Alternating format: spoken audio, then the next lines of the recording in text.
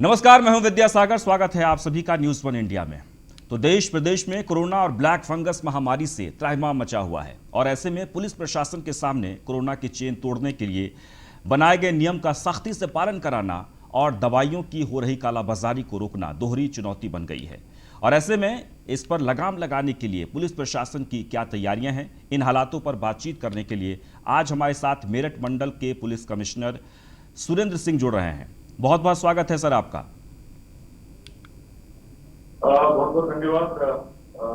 सबसे पहले तो मैं आपको धन्यवाद देना चाहूंगा, बधाई देना चाहूंगा कि कोरोना महामारी के बारे में मीडिया के माध्यम से जागरूकता फैलाई जा रही है, भ्रांतियां दूर की जा रही है और प्रशासन के इंतजाम बताया जा रहा है कि ये बहुत ही सराहनीय पहल है और स्वागत है जी। और सर आपको भी बहुत बहुत बधाई, क्योंकि आप लोगों ने बहुत ही इस कोरोना काल में मेहनत की है और मेहनत कर ही रहे हैं, क्योंकि आपके ऊपर बहुत सारी जिम्मेदारियां हैं। लोग खुद को बचाना और दूसरों को भी बचाना, ये एक महत्वपूर्ण जिम्मेदारी है। चलिए हम शुरुआत करते हैं और सबसे पहला जो सवाल है वो ये कि कोरोना की जो पहली लहर आई थी उसमें और अब में सेकेंड लहर में बहुत ज़्यादा चुनौतियों का सामना करना पड़ा है, चाहे दवाइयों को लेकर हो, सोशल डिस्टेंसिंग के मामले को लेकर हो, कालाबाजारी को लेकर हो। किस तरीके से आप इन चुनौतियों को स्वीकार करके आगे बढ़ रहे हैं? ये पहली लहर में हमारे जो लॉकडाउन माननीय प्रधानमंत्री ने घोषित किया था वो मात्र बहुत केस है, बहुत कम केस है।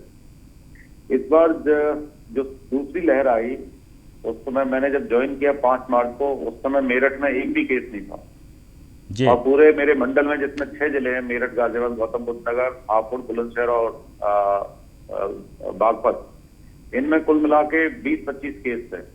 लेकिन कुछ ही दिनों में जो हमारे केसेस हैं वो इतने बढ़े और जो संक्रमण दर है वो बहुत तेजी से बढ़ी। उसका खैर मूल कारण यही था कि लोगों ने कोविड एप्रोप्रिएट बिहेवियर को बिल्कुल भूल गए थे। कोविड का डर उनके बीच में से निकल गया था, जहन में से निकल गया था जी। अगर मैं आपको बात करूं कि 1 से 5 अप्रैल के बीच में हमारी संक्रमण जो थी वो 1.34 थी और 6 से 10 अप्रैल के बीच में 2.28 थी। ये 2.28 से अगले 6 से 10 मई के बीच में 19.97 पहुंच गई, यानी कि 2.25 से सीधे 20 पे पहुंच गई। और अच्छी बात यह रही कि जो हम लोगों ने रणनीति अपनाई, माननीय मुख्यमंत्री जी के निर्देशन में जो पूरे उनके द्वारा बनाई गई रणनीति पे काम किया, तो उसकी बदौलत फिर 6 से 10 मई को जहां ये 20% थी, आज वो 26 तारीख को अगर बात करें तो वो मात्र 2.25 हो गई। मतलब उसी स्तर पे आ गई है जो 6 से 10 अप्रैल के जो स्तर था उसी स्तर पे हम लोग पहुंच गए। तो बहुत तेजी से संक्रमण दर में गिरावट आई है। लेकिन इस बार का अगर दूसरी लहर की बात करें तो उसमें संक्रमण तेज गति से बढ़ा, ज्यादा लोगों को प्रभावित किया, ज्यादा फैटल रहा, तमाम कॉम्प्लिकेशन आई और यही नहीं, ठीक होने के बाद में भी जो पोस्ट कोविड कॉम्प्लिकेशन खासकर जो ब्लैक फंगस के रूप में देखने को मिल रहा, तो वो कॉम्प्लिकेशन आई। ऑक्सीजन की बहुत ज्यादा डिमांड बढ़ी, लगभग 10 गुना डिमांड हमारे हॉस्पिटल में ऑक्सीजन की बढ़ी। हालांकि हम लोगों ने पूरे प्रयासों से हर जगह से ऑक्सीजन लेके आए, चाहे वो बोकारो से लाए, जमशेदपुर से लेके आए, जामनगर से लेके आए और यहाँ जो ऑक्सीजन के प्लांट लगे हुए हैं उन सभी से नए प्लांट भी लगवाए। 30 प्लांट हमारे ऑलरेडी पूरे मंडल में लगने की प्रक्रिया में, कुछ लग गए हैं, कुछ लगने वाले हैं। लेकिन राहत की खबर ये है कि इस समय संक्रमण दर में जबरदस्त गिरावट है, नए केसेस की संख्या बहुत कम है। एक्टिव केसेस भी अगर हम बात करें तो 11,400 है मात्र इस समय पूरे मंडल में, जिनमें से सबसे ज्यादा मेरठ में 3133। और ये जो भी केसेस हैं इस समय, ना बेड की कमी है, ना ऑक्सीजन की कमी है, ना रेमडेसिविर की कमी है, ना जो है टॉसिलिजुमैब की कमी है, किसी चीज की कोई कमी नहीं है, सारी चीजें हैं। हाँ, ब्लैक फंगस जरूर एक चुनौती बना हुआ, क्योंकि जो ब्लैक फंगस की दवाई है वो शॉर्ट थी, लेकिन अब वो भी अच्छी मात्रा में राज्य सरकार को मिल गई है, हमें भी आज आवंटित हो गई है। और मेडिकल कॉलेज ने 2 वार्ड खोले हैं।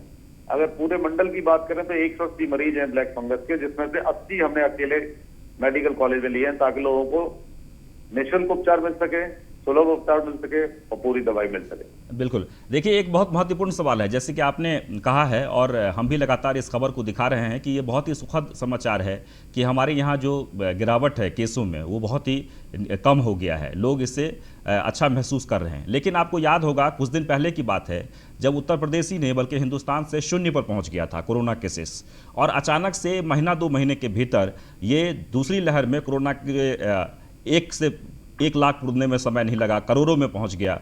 मुझे लगता है कि अभी जो भी कंट्रोल हुआ है, ठीक है, ट्रीटमेंट तो चल ही रहा है, जो कोरोना कर्फ्यू है, जो लॉकडाउन है, जो लोगों को घर में बंद किया गया है, इसी कारण लगता है कि कंट्रोल हुआ है। अगर 31 तारीख के बाद या फिर अगले महीना में फिर से अगर खोल दिया जाए, पूरी तरीके से कर्फ्यू को खोल दिया जाए, तो आपको लगता है कि ये चांसेस फिर से बढ़ सकते हैं इसमें?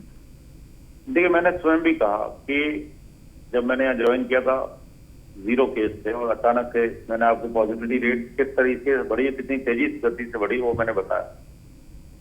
कोविड, कोरोना का वायरस हमारे बीच से गया नहीं है, न इतनी आसानी से जाएगा जी। हमें अभी उतनी ही सावधानी रखनी है जितनी आज की तारीख में सावधानी रख रहे हैं।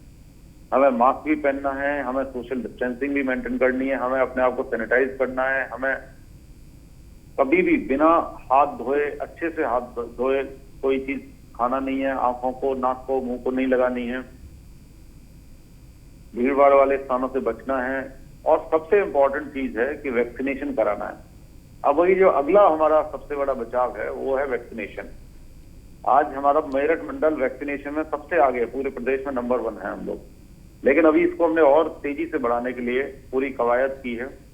अभी हम लोग जो मीडिया वालों का भी जो है, मीडिया के हमारे साथीगण हैं, उनका भी जो है वैक्सीनेशन शुरू किया, उसको लार्ज स्केल पे बाकी जिलों में भी शुरू करने वाले हैं। हमारे जो बाकी सरकारी लोग हैं, सरकारी कार्यालयों में हमारे कैंप शुरू होने वाले हैं 1 जून से। आज की तारीख में हम 18 to 44 एज ग्रुप है, उसके भी हमारा 3 जिलों में टीकाकरण चल रहा है। 45 प्लस में हम रूरल एरिया में भी हम लोग कैंप लगा रहे हैं। तो वैक्सीनेशन, तो कोविड अप्रोप्रिएट बिहेवियर और संयम, साथ ही अगर किसी को सिम्टम आते हैं तो उसका तुरंत ट्रीटमेंट, जो हम लोगों ने अभी प्रभावी रणनीति, जिस प्रभावी रणनीति से हमने कोरोना पे लगाम लगाई है जी। आप देखेंगे, अगर आप हमारे लखनऊ, प्रयागराज, बनारस, गोरखपुर, इनसे बात करेंगे, इनसे कंपैरिजन करेंगे, तो इनके यहाँ जब पीक था उससे लगभग 15 से 20 दिन बाद पीक आया हमारा।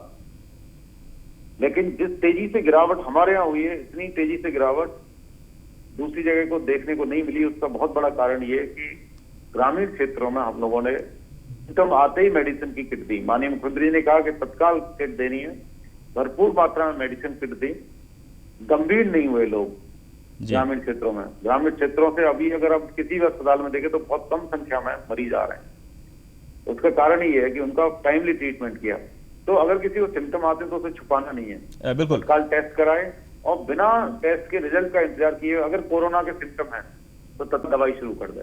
बिल्कुल। एक जो दवाई है ये नुकसान नहीं करेगी, अगर 2 दिन में रिजल्ट आ ही जाएगा, उसके बाद अगर नहीं है तो बंद कर सकते हैं, लेकिन तत्काल उपचार बहुत जरूरी है। इसमें early treatment is the best treatment, ये मेरा अनुभव है। अभी एक और शिकायतें जो मिल रही है खासकर ग्रामीण क्षेत्रों से, जो लोग शहर से अभी गांव में पहुंचे हैं और पंचायत इलेक्शन को लेकर बहुत सारी ऐसी चीज़ें वहां पर हुई है कि लोग उसे गंभीरता से नहीं ले रहे थे। अब ये बीमारी यानी कोरोना जो शहर में देखने को मिल रहा था अधिक से अधिक संख्या में, वो गांव की तरफ प्रवेश कर रहा है और बहुत सारे गांव से केसेस मिल भी रहे हैं। क्या उसके लिए कोई उचित कदम उठाया जा रहा है? देख, कोरोना का वायरस न तो ये देखता है कि आदमी बड़ा है या यंग है, न ये देखता है मेल या फीमेल है, न ये देखता है गांव का है शहर का। जी। ग्रामीण आबादी हमारी आइसोलेटेड पॉकेट में रहती है, लेकिन ऐसा नहीं है कि वो किसी से इंटरेक्ट नहीं करती है। तो जब भी इसमें तो ह्यूमन इंटरेक्शन होगा, वायरस का कम्युनिकेशन होगा।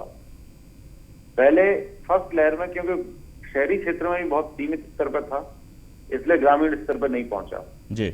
इस बार क्योंकि लार्ज स्केल पे था, हमारा ऑलमोस्ट कम्युनिटी इन्फेक्शन था, तो ग्रामीण क्षेत्र में भी पहुंचा। ग्रामीण क्षेत्रों की तैयारी के लिए हम लोगों ने जो निगरानी समिति गठित करी, उन्होंने काम किया लगातार, आरआरटी टीम गठित करी। अभी पीएससी सीएससी में हमने 650 बेड ऑक्सीजन युक्त ग्रामीण क्षेत्रों में स्थापित किए। तो ये पहली बार इस तरह की इतनी लार्ज स्केल की तैयारी ग्रामीण क्षेत्रों में की है। हालांकि हमारी बेड ऑक्यूपेंसी वहां पर 2% से ज्यादा कभी नहीं हुई, लेकिन हमारी तैयारी पूरी है जी। अब ऑक्सीजन प्लांट भी ग्रामीण क्षेत्रों के जितने भी पीएससी सीएससी यानी सामुदायिक स्वास्थ्य केंद्र, प्राथमिक स्वास्थ्य केंद्र, उसमें भी लगा रहे हैं। तो ग्रामीण क्षेत्रों के लोगों को समय से निःशुल्क और एक अच्छी चिकित्सा सुविधा मिले, इसका पूरा प्रयास किया जा रहा है।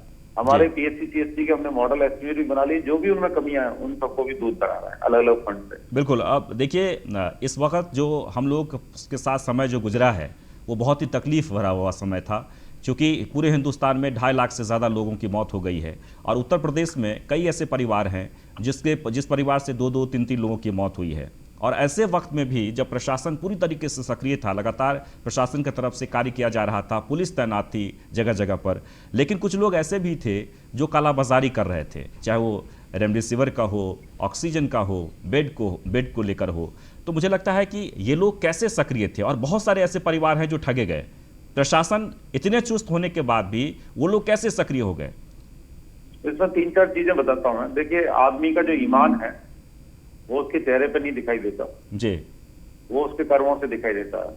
जब किसी व्यक्ति ने कोई भी गलत चीज करी है, गलत हरकत की है, कोई कालाबाजारी की है, आप लोगों ने देखा किसी के साथ निपटा गया, उनमें बहुत गंभीर धाराओं में मुकदमा दर्ज करके उनको जेल भेजा गया। जी, जहां जहां से शिकायत किसी भी तरह की आई, एम्बुलेंस की शिकायत आई तो हम लोगों ने एम्बुलेंस के रेट फिक्स किए, एम्बुलेंस पर बकायदा स्पीकर से रेट फिक्स कर दिए। हॉस्पिटल से वो आई तो हॉस्पिटल के रेट फिक्स कर दिए, उसमें जो 10 अधिकतम बिल है उनकी ऑडिटिंग कराई। जब ये शिकायत है कि लोग फालतू में अस्पताल में घिरे हुए हैं, वो ठीक हैं, मतलब घर जाने लायक हैं, तो हम लोगों ने 950 लोगों को डिस्चार्ज कराया। जब ऑक्सीजन की शॉर्टेज हुई, ऑक्सीजन सिलेंडर की जो कालाबाजारी हुई, तो 750 सिलेंडर यहाँ अकेले गाजियाबाद में कवर हुए, बाकी जिलों में कुल मिला के कई हजार सिलेंडर जो है बरामद हुए। तो इस पर जो ICCC के माध्यम से या जो डायल 100 के माध्यम से, डायल 102 के माध्यम से जो भी शिकायतें हम लोगों को किसी भी माध्यम से मिली, उन पर तुरंत कार्रवाई की गई। ऐसे काला बाजारी करने वालों, मुनाफाखोरों वालों के खिलाफ बहुत सख्त कार्रवाई की है और बहुत सारे लोग इस कार्रवाई में जेल हैं, कुछ जेल में हैं। तो कहने का मतलब है कि किसी को रोका नहीं जा सकता, लेकिन अगर पता लग जाए और तुरंत उसको दंडित कर दिया जाए तो अगले वालों को जरूर रोका जा सकता, जो हम लोगों ने किया। जी, बिल्कुल। चलिए, आखिरी सवाल आपसे कि अब इस वक्त ठीक है, एक अच्छा समय धीरे धीरे आ रहा है और वक्त के साथ कोरोना भी ख़त्म हो रहा है, ख़त्म तो नहीं हो रहा है लेकिन केसेस में कमी आ रही है। अब हमें एहतियात के तौर पर इस वक्त क्या सावधानी बरतनी चाहिए? लोगों से आप क्या अपील करना चाहेंगे? मैं विभिन्न फोरम से यही अपील कर रहा हूं कि एक बार हम लोग अपनी लापरवाही का नतीजा देख चुके हैं जी, इसको, कोरोना को हल्के में न लें। पूरा विश्व इससे प्रभावित है। बड़े से बड़े विकसित देशों में लोगों ने लाखों की संख्या में जान गंवाई है। हम लोगों का मोर्टेलिटी रेट तो बहुत कम है, विश्व के यूरोपियन जो डेवलप कंट्री है जहां के साथ सुविधाएं सबसे अच्छी मानी जाती हैं। हम कोविड एप्रोप्रिएट बिहेवियर का अनुपालन करें, सदैव मास्क पहने, पूरी सावधानी बरतें, सोशल डिस्टेंसिंग हर जगह मेंटेन रखें, हाथ धोएं, हमेशा अच्छे से हाथ धोएं, तभी कुछ खाएं पिएं, और हमेशा दिमाग में रहना चाहिए कि कोविड जो वायरस है वो हमसे कहीं ज्यादा मजबूत है जी। इसलिए दुश्मन की अगर हमें ताकत और कमजोरी दोनों पता लग जाती हैं तब हम उसको हरा सकते हैं। आज हमें उसकी ताकत भी पता है और उसकी कमजोरी भी पता है, तो इसके दोनों को हमें ध्यान में रखना होगा और इससे पूरी तरीके से लड़ने के लिए हमेशा तैयार रहना होगा। कोई लापरवाही नहीं करनी है। ऑक्सीजन मेडिसिन बाद की बात है, वो नौबत ना आए। ये जनता, हमारे जो लोग हैं, मौजूद लोग हैं, हमारी जो सामान्य जनता है, वो अगर संकल्प ले लेगी कि हमें अगली बार को इस मुसीबत में नहीं पड़ने देना है, अपने को या दूसरों अपने प्रियजनों को, तो निश्चित रूप से हम मिलकर इस कोरोना को हराएंगे। जी, चलिए, बहुत बहुत शुक्रिया, आप हमारे साथ जुड़े और मैं उम्मीद करता हूं कि आपने जो बातें कही है जनता ज़रूर अमल करेगी। और हम लोग भी लगातार लोगों को यही जागरूक कर रहे हैं कि ठीक है, कोरोना केस में कमी ज़रूर आई है लेकिन कोरोना गया नहीं है। इसलिए कोरोना तब भागेगा, कोरोना तब हारेगा जब आप सावधान रहेंगे, यानी कि अपनी सावधानी को आप कभी न छोड़िए। मास्क ज़रूर पहनिए, सोशल डिस्टेंसिंग का पालन करिए और हाथ को बार बार सैनिटाइज ज़रूर करिए।